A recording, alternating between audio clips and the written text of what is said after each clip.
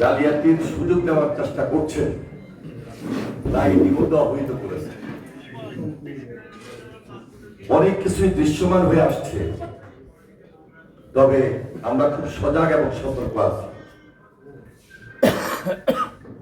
শুধু লক্ষ্মীপুরেই নয়, হয়তোবা এই ধরনের পরিস্থিতি বাংলাদেশের আরো অনেক আসনেই তারা সুযোগ দেওয়ার চেষ্টা করবে।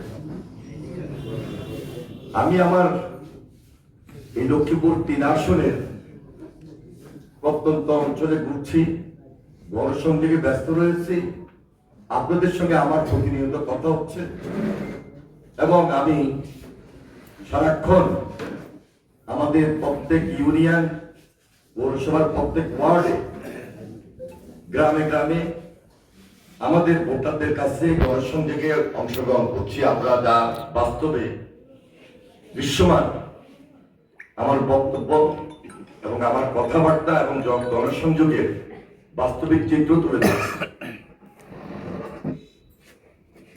ভোটের ব্যবধান কতটুকু হতে পারে ইতিমধ্যে লক্ষ্মীপুরবাসীর জানা হয়ে গেছে, আপনারাও ভালো করে জানেন। কিন্তু আজকে সত্যিকার ভাবে আমাকে বলতে হয় যে তারা যে উগ্রতা, তাদের যে আস্ফালন,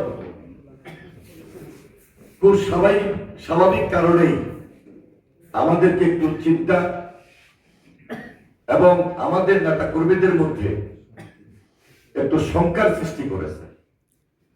আমি অভয় দিয়ে বলতে চাই, আমাদের নেতা কর্মীদেরকে ইতিমধ্যে অত্যন্ত ধৈর্যের সাথে পরিস্থিতি মোকাবেলা করা এবং কোনোভাবেই যেন কোনো সাংঘর্ষিক পরিস্থিতির সৃষ্টি না হয় সেই দিকে বিশেষভাবে নজর দেওয়ার জন্য এবং ধৈর্য ধরে 12 তারিখ সারাদিন ধানের শীষকে ভোট দিয়ে